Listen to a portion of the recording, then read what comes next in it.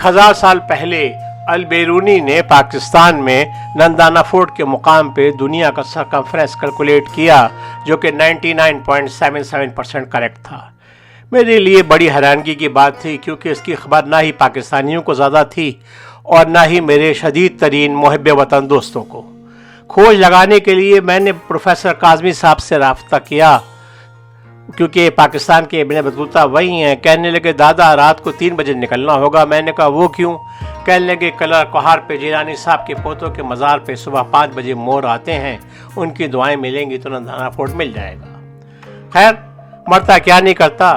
रात को 3 बजे चौधरी अयाज के घर पे एफेट में जमा हो गए और रवाना हो गए।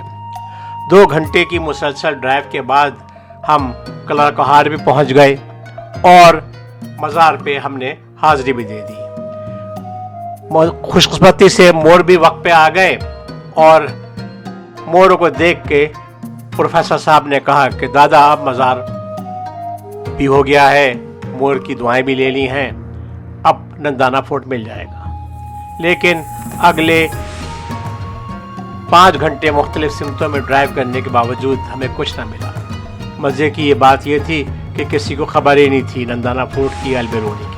वो तो चौधरी अयाज साहब का भला करे, उनकी उकाबी नज़रों ने बोर्ड देख लिया नंदाना फोर्ट व्यू पॉइंट और ट्रैकिंग पॉइंट, मगर ना ही नंदाना फोर्ट नज़र आया और ट्रैकिंग की तो हमारी औकात ही नहीं थी टूटे हुए घुटनों के साथ। लेकिन जैसे ही मुझे जहलम का डेल्टा नज़र आया, मेरा दिल खटका और मैंने कहा प्रोफेसर साहब नंदाना फोर्ट यहीं कहीं है, क्योंकि मुझे मालूम था कि अलबेरूनी को एक प्लेन लेवल ग्राउंड चाहिए था इस कैलकुलेशन के लिए।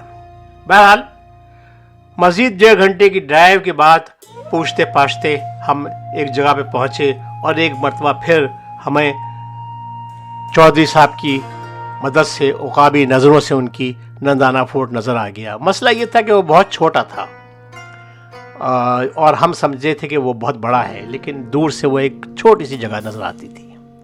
बहरहाल मेरी तो औकात नहीं थी, मैं तो वहीं नीचे ही रहा। चौधरी साहब और प्रोफेसर साहब ऊपर चले गए मज़ार पर।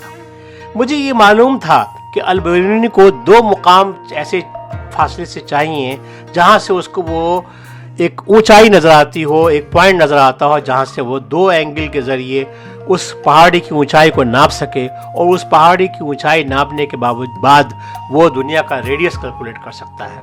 और एक मर्तबा जब रेडियस कैलकुलेट हो गया तो सरकमफ्रेंस का निकालना कोई मुश्किल काम नहीं था और उसने यही किया।